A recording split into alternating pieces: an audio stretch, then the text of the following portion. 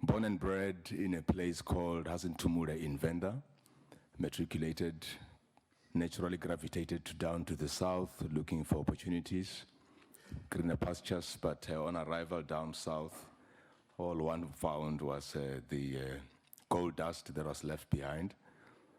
Joined an insurance company around that time and worked for a year. During that year, one was freelancing, doing some radio work in a retail radio station. It wasn't long, then the radio bug or the broadcasting bug bit, and I joined a Hyde Park-based community radio station as well. I resigned from the insurance company, all within a year and a half.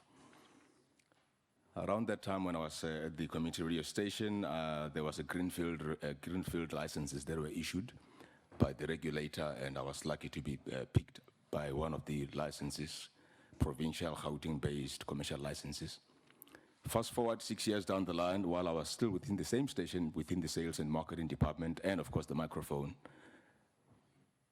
there were opportunities that were presenting themselves, and one of them was to move down to the coast in KZN on a project management basis to assist another sister station of the same commercial license, which were Greenfields, assisting the sales and marketing department, and of course doing the afternoon drive in KZN.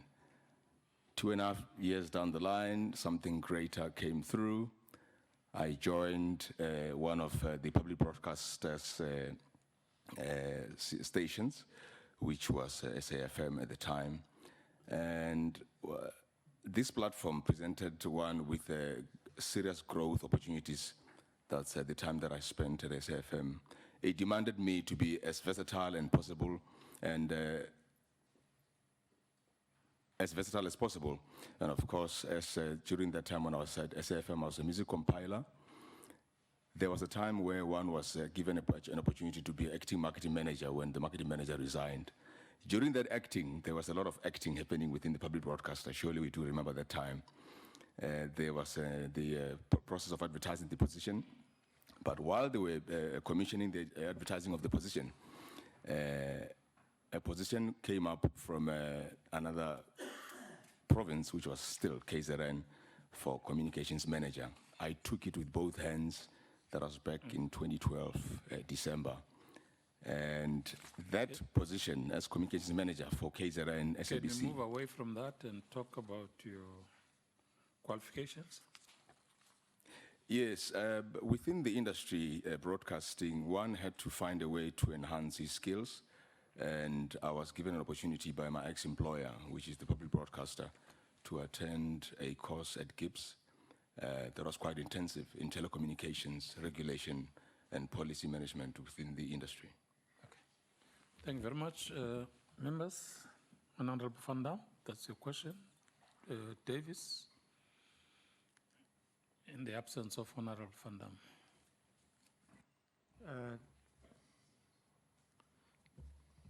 Thank you, Chairperson.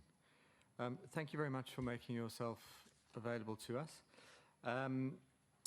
You note in your CV that you were the communications manager for the SABC. Under the time that you were there, or during the time that you were a communications manager, I think it's fair to say that the SABC lurched from one public relations disaster to another. So your time must have been spent dealing with a lot of crisis management, I would imagine. What did you do in that position to improve the image of the SABC, and can you point to any particular successes? Thank you, Chair. Thank you, Honorable Davis.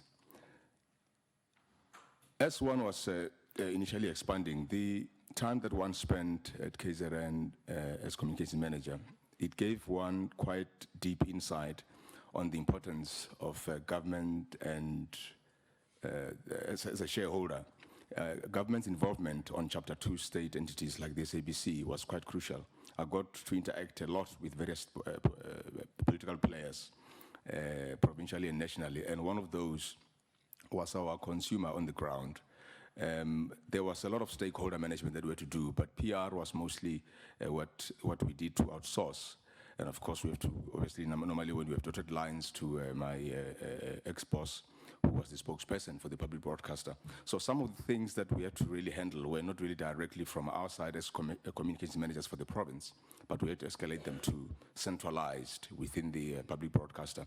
What one had to handle was mostly stakeholder relations, government relations, which were facilitations mostly than just handling crises that were arising from the province. So I had to escalate all that to my boss in Auckland Park.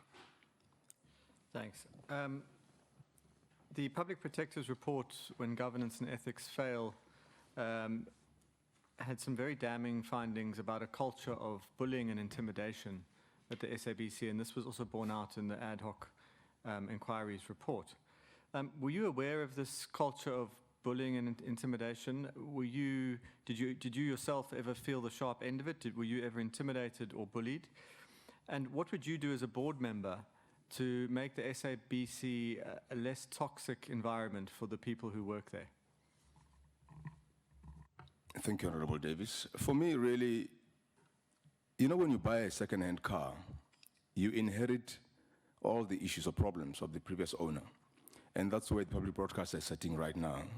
There were previous administrations that came and they created quite a lot of toxic situations. And unfortunately, the current administration is really taking the wrong tip or the wrong side of the stick. There are historical trends that persisted for a period of time. And those previous administrations, they treated the public broadcaster with kids' gloves. And there were decisions that were made, people just come in, they flood the laws and the processes, and they just got away with it. All you do is give the CEO a nice golden handshake, while somebody at the top needs to make a decision. You gotta have leadership that is strong and tough to say, no, you cannot do that. And you must have the power to overhaul the entire board if you have to. And that's purely my take. It's one of my frustrations that made me leave on Workers' Day, when I pulled the plug on the 1st of May 2015 when I resigned as communications managers. I wouldn't use the word bullying, but you could see there were things that were done in front of you that were not really kinky or whatever policies that were not followed. And people just do as they wish. We got sued for not pitching for events and big events like Cape Town Jazz Festival and Grahamstown Arts Festival and many others for not following procedures. You just sign a check for 10 Rand while the event is worth 3 Rand. Where is the not going? So some of those frustrations are there, and I think as board members, we need to come in and be able to say skills audit. We've got people who are incapable, who come in and they put their bodies and they protect themselves with their bodies. They know their decisions won't be questioned, but that needs to be nipped in the bud if we are going to take this entity forward. Thank you. Chair, my last question. Obviously, the SABC is in a financial crisis at the moment. What would you do to maximize revenue and cut costs without compromising on the SABC's public service mandate? There's something that I've observed over time that we call trying to work very closely with the advertising industry. Try and de-rationalize the advertising industry. There's a lot of money that we have that we can get from the advertising industry without worrying about TV licenses and also getting funding from the state. There are other state entities in the world that we've worked with that we know, the Canadians and the UKs of this world, that actually generate over 75% of their own money from advertising. But at the moment, the advertising industry is very racially based, and you have a blonde, young Caucasian girl sitting in Bryanston pressing numbers, deciding what my grandmother should and shouldn't eat. And you cannot have those kind of people who are sitting there deciding what should go on Ukozi and Lotus FM without even knowing how the market behaves. So to me, we should educate the advertising industry that our people do have money across all LSMs, and they've got buying power across all LSMs. A retail store based in Fourways in Joburg doesn't necessarily have all the money than a shop in Thohoyandou. So those dynamics, to me, is about education, to educate the advertising industry to come on board and say, come, let's work together. I mean, we've got a radio station based in Sandton, a commercial license provincially. That station makes so much money, better than the 15 PBS licenses combined. That cannot be. Something is very incorrect in those figures. We need to correct that by educating the advertising industry, but it's in white hands. And that's another issue that we need to deal with if this board is going to take this entity anywhere. Thank you very much, sir. Honorable Mdlozi. It's now your turn. Sure, thank you. Sorry, can you repeat, just refresh my mind, what are your academic qualifications? Thank you, Honorable Judge. I have a certificate from Gibbs. That's purely where one is. The bulk of my qualifications are within the industry. A lot of courses that one did, one couldn't really elaborate. But advertising, marketing, PR, I've got all that behind my So often when people talk of academic qualifications, they say diploma, degree, honors, certificate, or what? I mean, what's your academic qualifications? Be a bit clearer, not a lot. It's a certificate. Certificate in what? In digital telecoms. That's the only academic qualification you have? Yeah. Okay. And then we need a board that is like well represented of different skills and all of that. What is the unique quality you think we must put you in the board for? We have 5 minutes, so you have to answer. Sorry, I was waiting for your apologies. I was I'm waiting for you done. to say you're done. Thank you for the question. It's quite a beautiful question. I'm a broadcaster through and through. There's no question about that. I'm confident about it, both television and radio. And of course, having spent time within the space of broadcasting and have learned or spent time in advertising as well, I've worked for an ad agency as well. That gives me a full understanding of how this industry should be operating. And I know the back and the ins. Okay, at the moment you work for the SABC. I've just left the SABC in 2015. 2015, okay. So we must put you in there because you used to work for it. Not necessarily. I'm currently a consultant in broadcasting, and I teach broadcasting at a tertiary institution. Okay, and then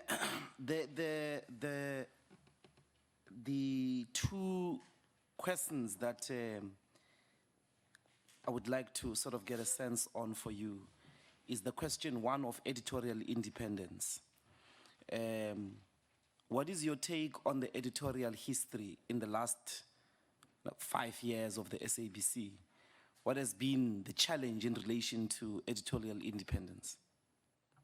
If you could give an example of anything that was experienced.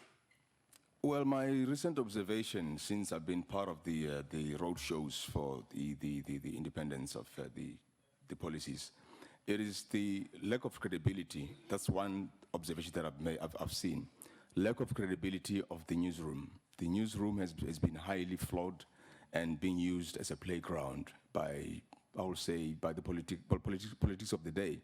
And if we need to restore the credibility and respect of the newsroom, for me, we will gain respect of the public. At the moment, the public really, they go around to competitors trying to find what else can they find, because our news seems to be biased. We've got censorship, the issues that recently arose in the past 24 months, if not 36 months, when we had a senior person just imposing. So those dynamics for me are highly challenging, because the newsroom is, for me, the backbone over and above the entertainment content that we dish around, music videos and all that. But for me, the newsroom is the backbone if you're going to be competitive to other players in the world.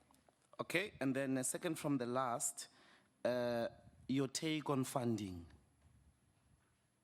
What is your take on funding?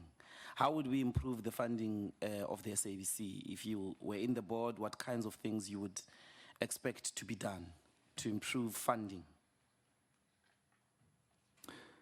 We need to go back to basics, really. If we are going to take this entity forward, DTT or digital migration needs to be sped up.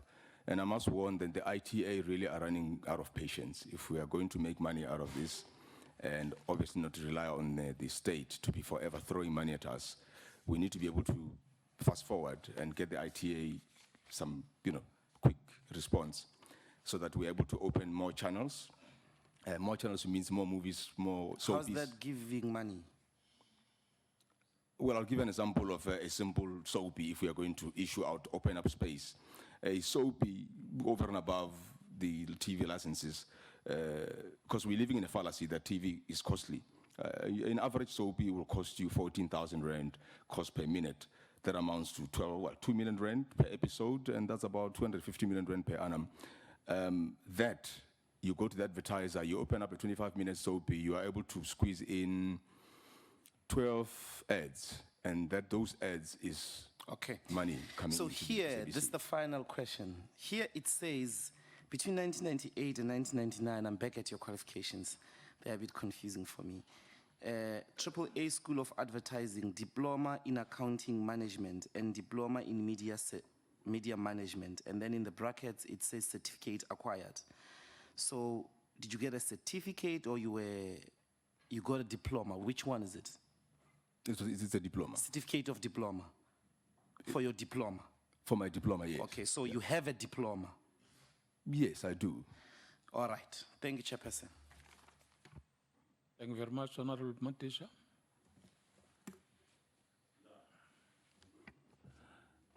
Ndaba, sir. Lord Chabo Madisha. Given the fact that you have practiced,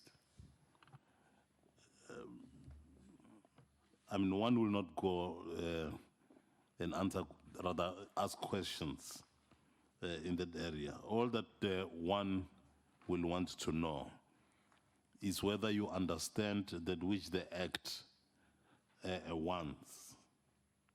All right? Now, do you have the capacity to actualize the Act's requirements of ensuring that the board works collectively to represent the cross-section of the population of the entire republic? That's number one. And secondly, to cover a cross-section of the qualifications, expertise, and experience set out throughout. So is the capacity, that's basically what one wishes to know. Practice, yes, we have, but then do we have the capacity to work as part and parcel of the persons in the board to make sure that we are able to move forward? Thank you, Honorable Madisha. I think going back, yes, the relationship between the executive, the shareholder, and the board is crucial if we are going to carry our mandate in terms of the Broadcasting Act and the constitutional mandate. The morale currently is low within the SABC between the board and the executive. What the board needs to do is to make sure they stick to the mandate and oversee the executive carrying their mandate. So the board needs really to be representative of the people, of all cultures, and not to be a board of a political party. Credibility, and it needs to be also to be diverse if it's going to have integrity. Yes, the policy, one is very aware of it and how it needs to be, but it cannot be one-sided where you find the board that comes down and impose. There needs to be a very willing relationship or a willing working relationship from the executive, and of course the shareholder needs to make sure it gives a whip to the board if the board doesn't bring back good results from the executive. Thank you. What one will further wish to be clarified on is the fact that since you were there and you have indicated that you had problems and you had to move out, that then indicates that there's got to be fairness, there's got to be freedom of expression, there's got to be the right of the public and the workers themselves at that particular, rather at the SABC. All this have got to be looked at and respected, etc., etc. If you kindly could say to the committee here whether they'll be able to do that. Commitment more. Honorable Manisha, I'm not sure if I understand your question. Do you mind just repeating Okay. it? I'm saying, in my understanding, I mean, from what you have said, you moved out because of particular problems which were there, okay? Now, as a result of that, you then will agree with me, if you do, of course, that there must be a fairness, there must be freedom of expression, there must be the right of the public to be informed openly and properly, but at the same time, the workers themselves there have got to have, a proper a field so that they can be able to work properly. I'm checking your commitment there. Thank you, Mr. Honorable Madisha. Yes, one did leave based on frustrations back in 2015 May, internal frustrations operationally. I remember once being told by a senior person in the canteen that, well, now you must stop calling all these many meetings that you've ever called, regional meetings. You need to focus on your contract that you have and do your job as per your job spec and stop, coming up with innovation ideas. One of our biggest challenges within the public broadcaster is incapable and unqualified individuals who, through the back door, come in and immediately surround themselves with bodies so that they don't get questioned and opposed on whatever decisions they make. And I've been exposed to this practice my entire time at the public broadcaster, where merit is highly undermined. It's jobs for pearls. It's who you know, not what you know. You come here, you've got experience, but you're undermined and you look down upon. So what is urgently needed, over and above commitment, obviously one has gone through the unions and all that. We work very closely as one of our stakeholders. What is urgently needed is to unbundle this trend and to do a skills audit. I tell you, you will see people voluntarily walking out because, practically they've got no KPIs and KPAs that they really follow, or anybody who actually is following them. Their bodies at the top still protects them, and that trend needs to be unbundled. So yes, commitment from our side is to really go in as one has been exposed directly, hands-on. Nabamsanda, now the political interference, okay? We here talk about the shareholder, etc., and in this instance, we're talking about government, okay? What do you say about that? As one indicated earlier on, the integrity from the news department must be in the forefront. It must be free from political influence, and that, for me, it will bring back credibility of the broadcaster. There has been influence, and we have seen this of recent times. And I'm not going to say political influence is something that started with the current administration, as initially indicated. It's something that was actually inherited from previous administrations. And it's unfortunate that the current administration just got to be getting that wrong end of the stick. That needs to be put to rest, the issue of, but it goes back to the issue of political interference. But that goes back to the issue of... Round up, Dada. Round up. It goes back to a diverse board than a comrades board. For me, that board will definitely make sure that comes to an end. Thank you very much. Thank you, Chair. Chairperson, kindly request the Honorable Gungubel, when he asks for water, he can't speak. He makes some bit of noise. He says, give me water, give me water. Okay, and as a result of that, he disturbs. Okay. Yes. Please. Thank you very much. Thank you very much. Thank you. Thank you, Chairperson. Honorable Kalako, it's now your time, Chief. Mr. Manaka, part of what the SABC always complains about in terms of their finances not in a sound financial state of affairs is the challenge of unfunded mandates. As the board, how can we attend to this particular challenge? If appointed a board member, which approach will you utilize to deal with this particular challenge? Because the SABC will continue to be confronted with this unfunded mandates. Thank you, Chair, and thanks, Honorable Teddy. I think as one alluded earlier on, we need to be able to run these platforms, 19 or 18 of them, both television and radio, as independent businesses. At the moment, we've got these groupings of PBS that has 5 portfolios and 5 portfolios and 5 portfolios, and you've got a GM that runs all those. For me, that is not a sound, profitable strategy. You need to divide them and let them be as commercial independently as possible. We've got an MG5, which is Metro Group, and 5FM, that is run by one GM. Why can't you have every single one of our current platforms as independent businesses on their own, like the Santon station that I mentioned, that make so much money than 15 stations combined? And there is a lot of money that we can get than coming back to Parliament and to the state, always asking for funding. We need to be able to generate funding from ourselves, and that, to me, should be the way.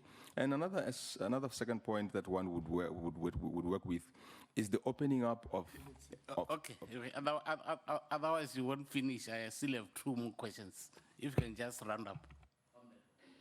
Thank you. Now, I think I've rounded up, but I wanted to speak to the issue of freeing more space that we've been dragging for some time, not being able to, digitize, while our ministers are, wanting to have a share in the set-top boxes distribution. But that's another chapter for another day. So let's go to that one, digital migration. What does it mean to the SABC? It's an exciting project that I would love to work very closely with. Digital migration really is, it's magic for me, having seen it working elsewhere in the world. It's about freeing up more space, and that means more channels, more frequencies, no more channel and frequency overlapping where you find people are in and out of courts fighting for broadcasting space. That should be the thing of the past, this thing of fighting for space already. So it needs to be prioritized. And by that, I mean, it means there's going to be more young people coming forward with ideas. At the moment, we've got so many young people coming up with innovative ideas. They want to write movies, they want to write films, they want to write soapies. Now, we don't have space to accommodate those people. So migration, for me, it simply means we are now world competitive. But now the ITA is certainly running out of time, and we're dragging. I don't know, by 2020, certainly, I don't think they will allow us in there anymore. Okay. East Africa is already ahead of us as we speak. What's your view about people who are saying we need to review the role and the powers of the executive directors of the SABC board? Will it be a wise move to take? And why? I'm not sure if we are going to be able to overnight review the executives' roles. Initially, there was too many reporting lines, in my understanding, that needed to be consolidated, looking at the corporate structures of other, private entities.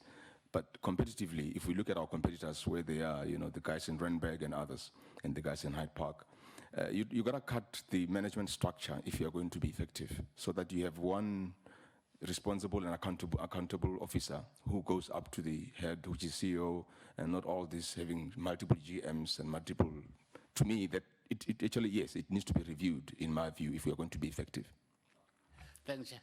Thank you. Thank you very much, members. And thank you, Mr.